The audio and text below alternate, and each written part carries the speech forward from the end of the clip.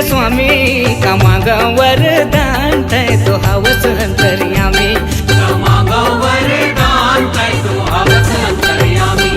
गजानंद हो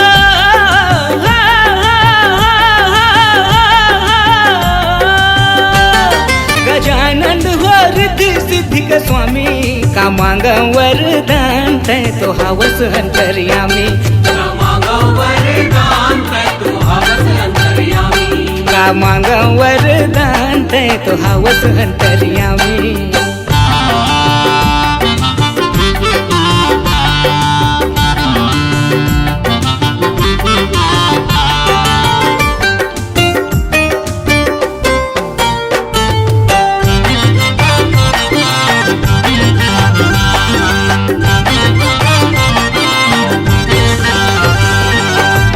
विघ्न हरैया मंगल करैया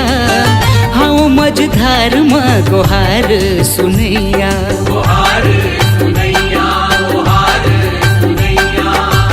बीच भंवर माँ मैं तो फंसे हूँ कर दे सहारा तो लसूम रे हूँ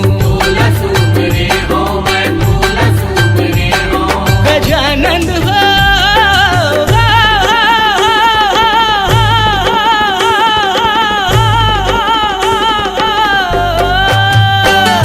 गजानंद हो रिद्धि सिद्धि का स्वामी का मांगा वरदान तै तो हवस अंतर्यामी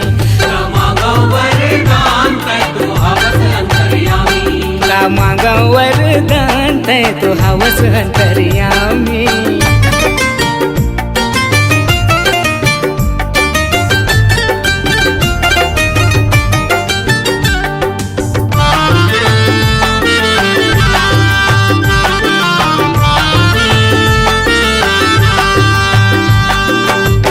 जन्म जन्म के पाप मिटा दे कर्म गति के फूल खिला दे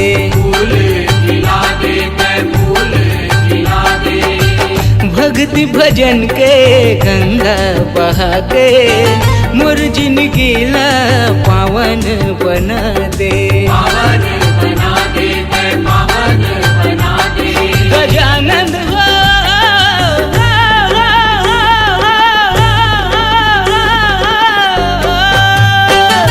गजानंद हो रिद्धि सिद्धि का स्वामी का मांगा वरदान तै तो हवस अंतर्यामी का मांगा वरदान तै तो हवस अंतर्यामी का मांगा वरदान तै तो हवस अंतर्यामी का मांगा वरदान तै तो हवस अंतर्यामी का मांगा वरदान तै तो हवस अंतर्यामी का मांगा वरदान तै तो हवस अंतर्यामी का मांगा वरदान तै तो हवस अंतर्यामी का मांगा